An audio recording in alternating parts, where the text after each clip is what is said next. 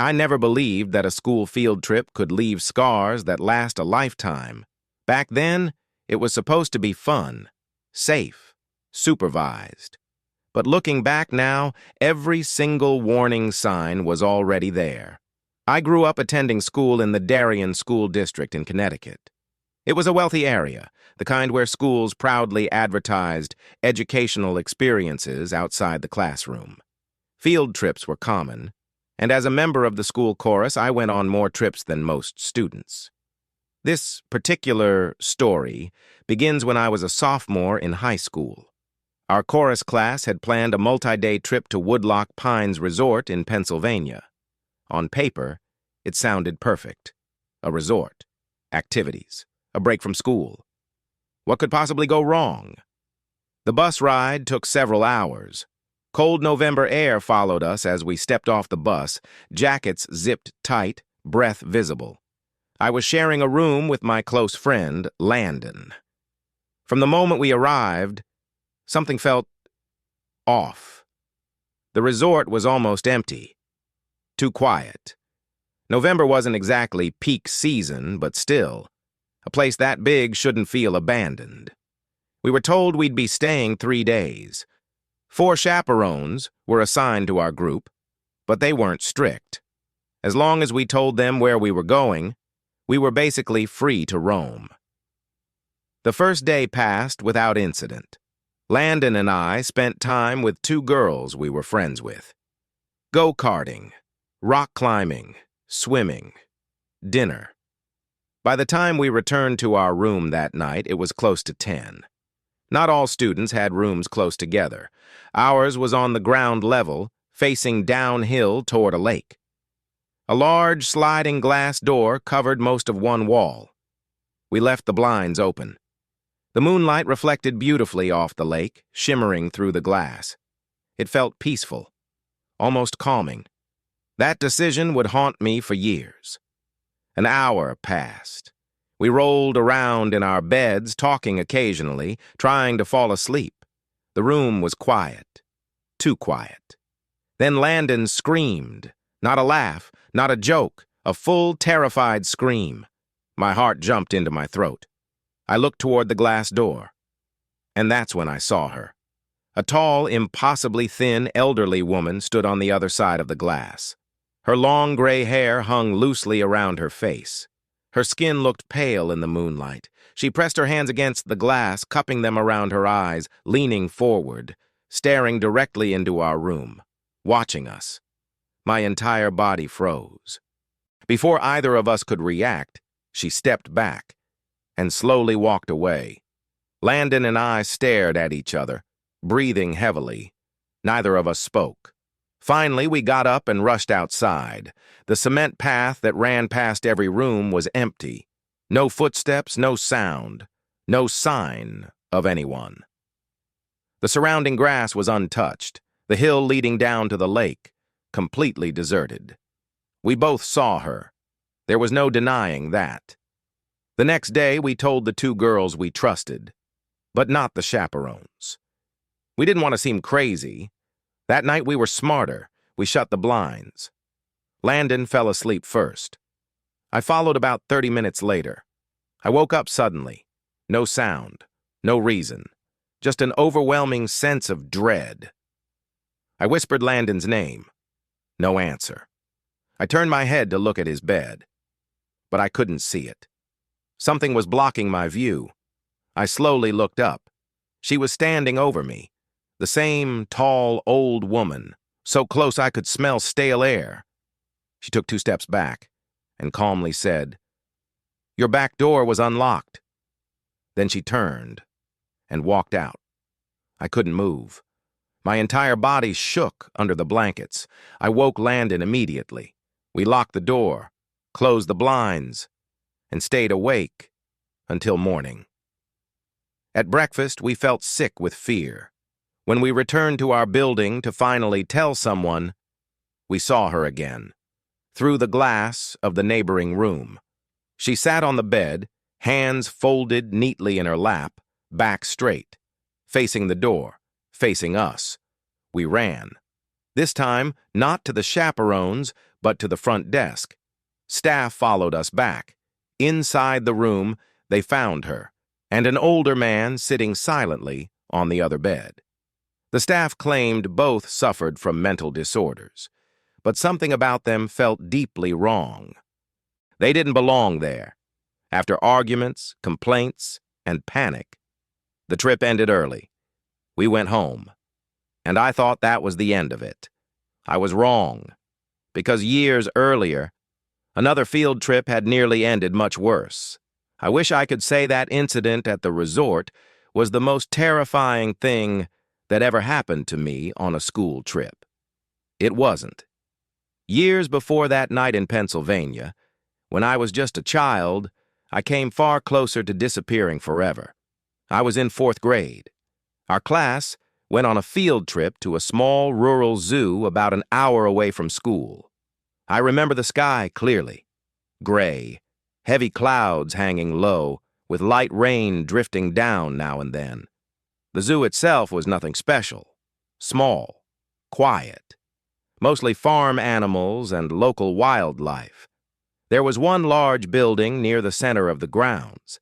Inside were taxidermied animals, glass displays, and educational exhibits.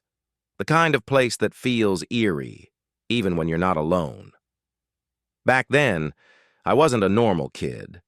I was quiet, detached, often unaware of social boundaries. That day, while our class toured the building, I wandered off, without telling a single teacher. I went into a bathroom, washed my hands, and stepped back into the hallway. The hallway was empty. No voices, no footsteps, just dim lighting and deep red carpet stretching endlessly in both directions. My imagination ran wild.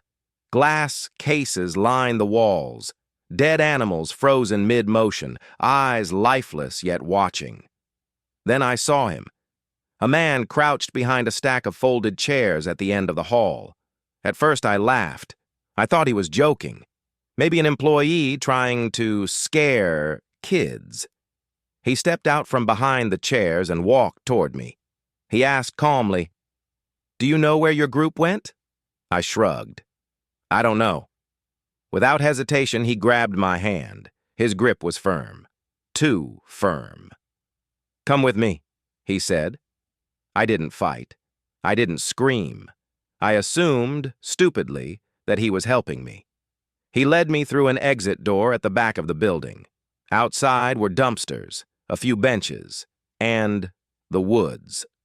The moment we stepped outside, everything changed. His grip tightened around my arm. Pain shot through me as he pulled harder. He wasn't leading me anymore. He was dragging me, straight toward the trees. That's when fear finally hit. Not panic, not tears. Just a deep, nauseating terror. Like my body knew something my mind couldn't accept. Then, a scream. A woman's scream, sharp and desperate, echoing through the air. One of the teachers stood on the other side of the fence, staring directly at us. The man let go instantly and ran. He vanished into the woods without a sound. Teachers rushed toward me, pulling me back inside. Some yelled, some hugged me. The field trip ended immediately. Police were called. Parents were notified. On the bus ride home, I stared out the window. As we pulled away from the parking lot, I saw him. Crouched low in the woods near the road, half hidden behind branches, watching the buses leave, watching me. I didn't tell anyone. I don't know why. Maybe fear, maybe shock. All I know is that man stayed with me in my nightmares for years. And somehow, school trips still weren't done with me.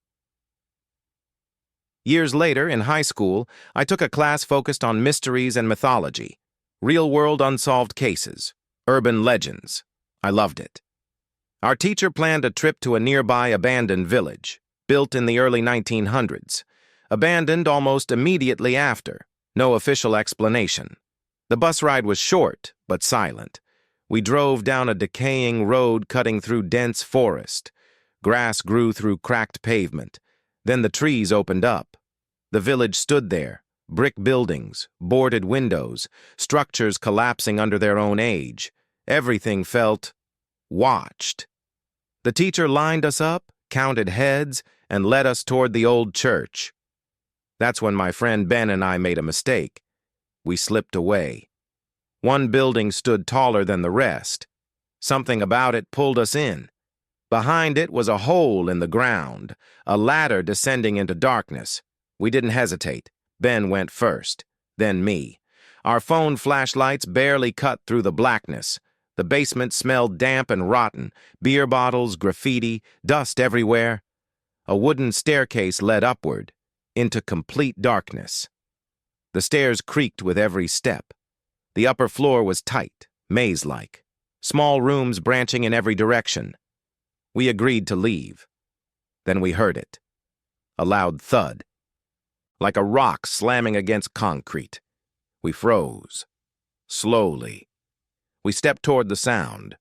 When we shined our lights into the room, 3 men stood inside, 10 feet away, perfectly still, facing us. No words, no movement, just staring. We ran. Back down the stairs, up the ladder into daylight. Later, from a distance, we looked back. A face appeared in one of the upper windows, watching us leave. Ben believes they were ghosts. I don't know what they were, but across every field trip, across every place that was supposed to be safe, something always watched, waiting for a moment of silence, a moment of separation.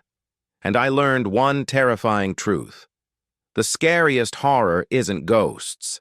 It's the things that exist just close enough to touch you and walk away. People think the most dangerous part of a school trip is getting lost. They're wrong. The real danger is what happens when no one is watching.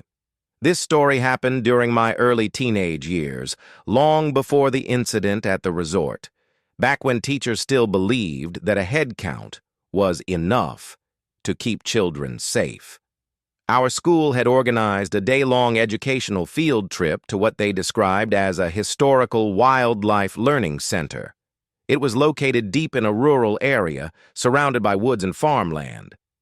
The bus ride itself felt unsettling.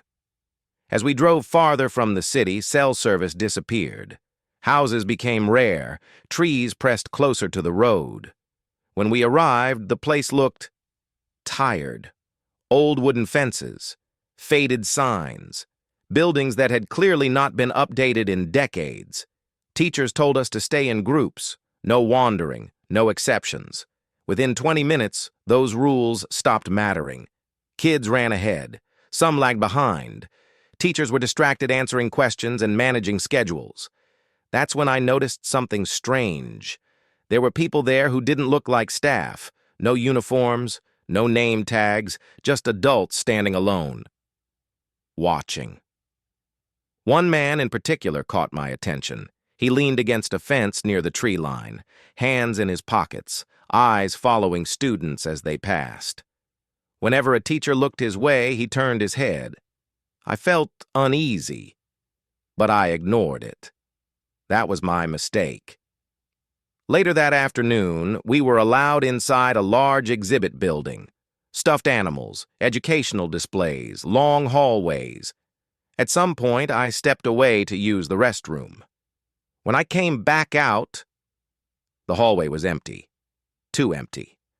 I walked toward what I thought was the main exhibit area, but everything looked the same. Dim lights, red carpet, glass cases. Then I heard footsteps behind me. Slow, deliberate. I turned around. It was him, the man from the fence. He smiled, not friendly, not angry, just blank. "Your group went this way," he said calmly, pointing toward a side exit. I hesitated. He stepped closer. His presence felt heavy, like the air around him was thicker. Before I could answer, he reached out and lightly grabbed my wrist. Not tight. Yet. "Come on," he said, and for reasons I still don't understand. I followed.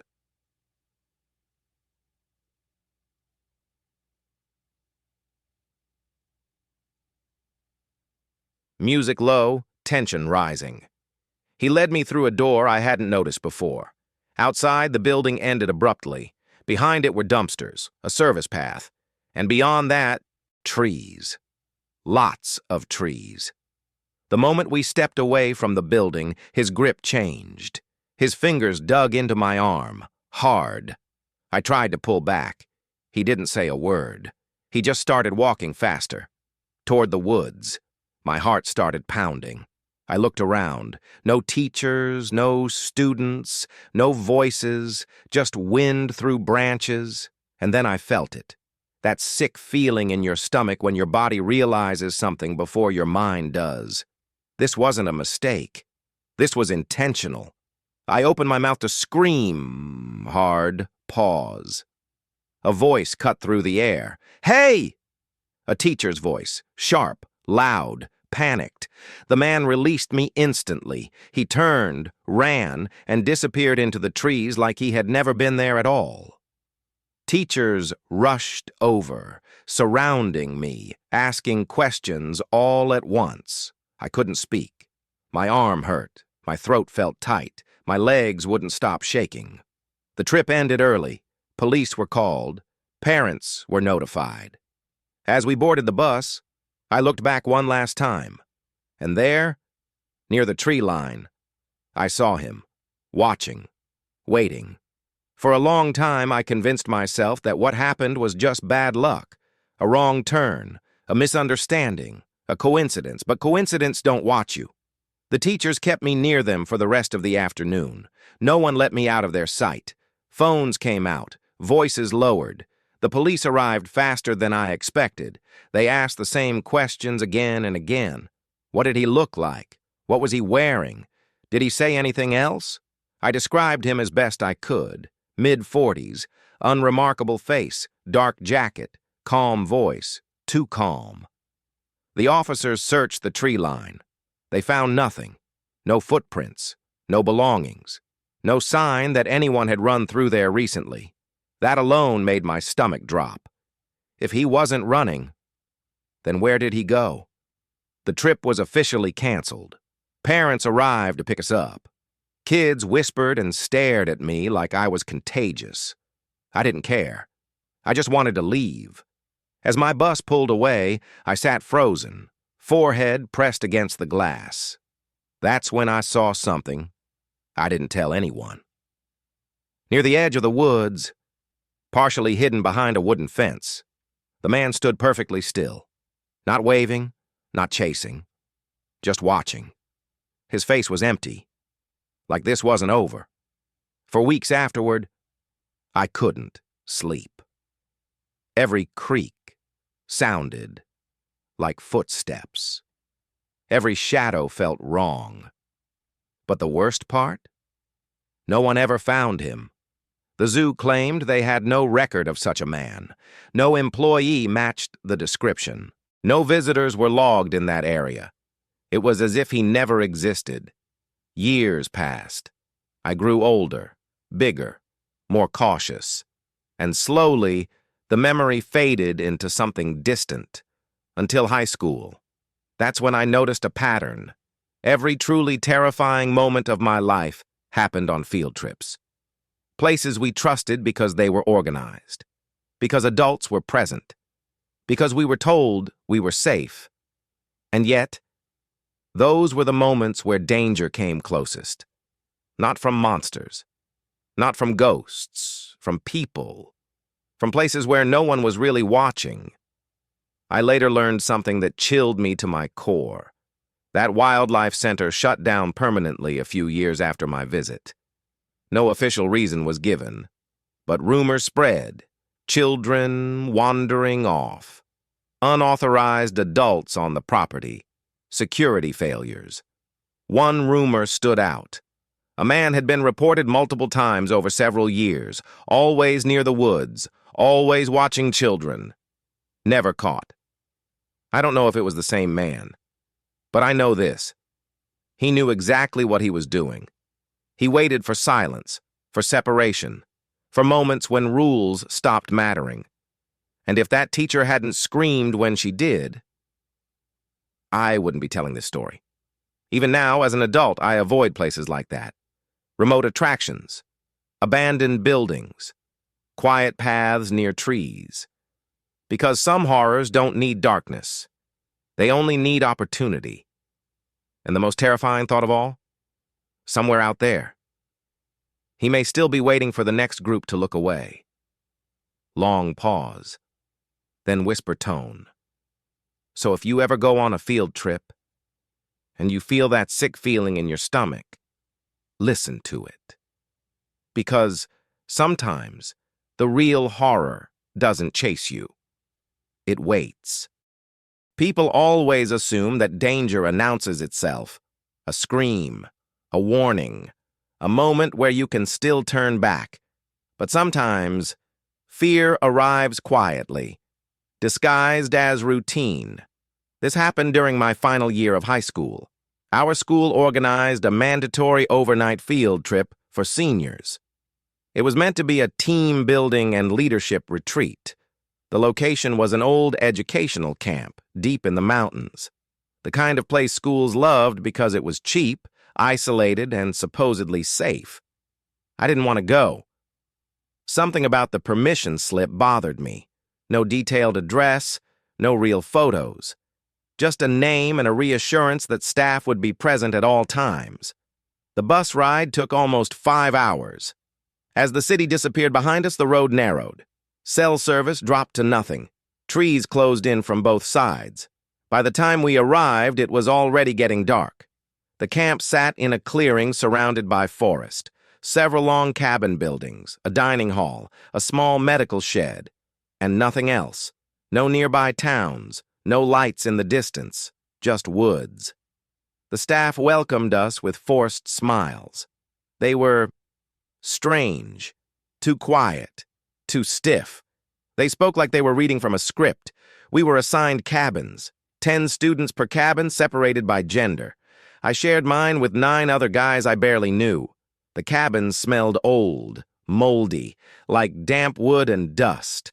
There were bunk beds lining the walls and one small window at the back, facing the forest. After dinner, we were told to stay inside our cabins after 10 p.m. No wandering, they said. Wildlife. That night, sleep didn't come easily.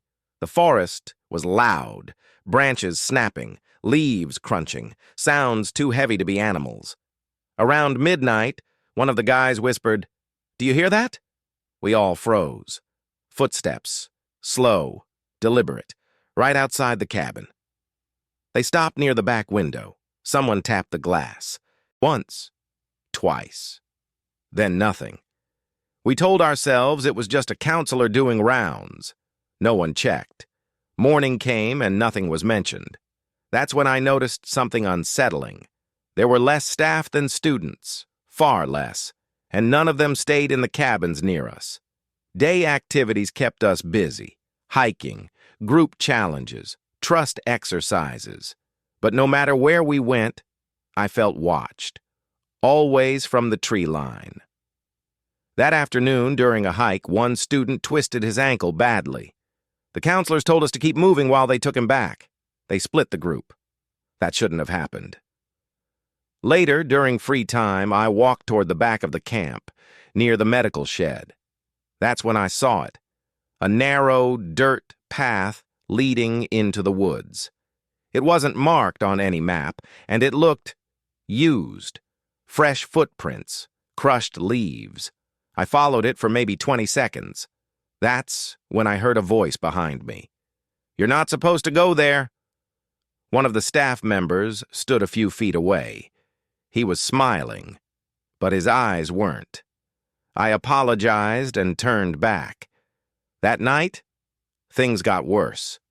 After lights out, someone screamed in the distance. Not close, but not far either. The counselor said it was just someone having a nightmare. No one laughed. Around 2 a.m., I woke up suddenly. The cabin door was open. Cold air rushed inside. One of the beds was empty. Someone was missing. Music drops low, long pause. We counted again. Still missing. We told ourselves he'd gone to the bathroom, but deep down, we knew better. Because from the back window, at the edge of the forest, A figure stood between the trees, watching our cabin, not moving, waiting. No one slept after that. 10 minutes passed, then 20. The empty bed stayed empty. We told one of the counselors. He didn't look surprised. That was the first thing that truly scared me. He asked us to stay inside while he checked something. He locked the cabin door from the outside. That's when panic set in. We argued in whispers. Somebody cried. Someone else kept staring at the back window. The forest had gone quiet. Too quiet. After what felt like an hour, 2 counselors returned. Not with our missing classmate. They told us he had wandered off and was being looked for. No police, no radios, no urgency. Just calm voices telling us to stay put. Morning finally came. At breakfast, there was an empty seat. No announcement. No explanation. We were told activities would continue as planned. That's when I noticed something else. There were fewer students than the night before. 2 were missing now. When someone asked about them, a counselor said, "They're resting." No one believed that. That afternoon, during a group challenge near the edge of camp, I overheard 2 staff members talking. I wasn't meant to. One said quietly, "They went too far this time." The other replied, "They always do." That night, I made a decision. I wasn't staying in that cabin. When lights went out, I stayed awake, waiting. Around 1:30 a.m., I heard it again. Footsteps. Not outside. Inside the camp. Multiple sets. I slipped out of bed and moved toward the window. Through the trees, I saw a lantern light. Staff members leading someone, hands tied behind their back. A student, barefoot, head down, not struggling. They walked toward the unmarked path, the one I had seen before. I did the dumbest, bravest thing of my life. I followed, keeping distance, staying low. The path led deeper into the forest than I expected. The air smelled damp, rotten. Then I saw it. An old structure, concrete, half buried, like a bunker. The door was already open. Inside, cots, chains bolted into the walls, medical equipment that didn't belong in a camp. I heard a voice from behind me. "You shouldn't have come." A hand grabbed my shoulder. I screamed. Lights flashed, shouting, chaos. Someone else, another student that had followed too. Teachers from our school arrived running. The staff scattered into the woods. Police came by morning. What they found was never fully explained to us. The camp shut down immediately. Official reports called it unsafe, unlicensed, mismanaged. But rumors spread. Missing persons connected to similar camps. Fake staff. No real oversight. And the missing students? One was found days later, alive, traumatized, refusing to speak. The others were never officially listed as missing. Their names quietly removed from records. Like they were never there. Years later, I searched for that camp online. No website, no address. Only one mention. A forum post warning schools to avoid it. The post ended with one sentence. Some places don't educate children. They prepare them. I still don't know what that means. But sometimes, late at night, I think about the woods and how easily people disappear when no one is supposed to be looking. So if a place feels wrong, if the adults seem too calm, if rules don't make sense, trust that feeling. Because the real horror isn't getting lost on a field trip. It's realizing you were never meant to come back.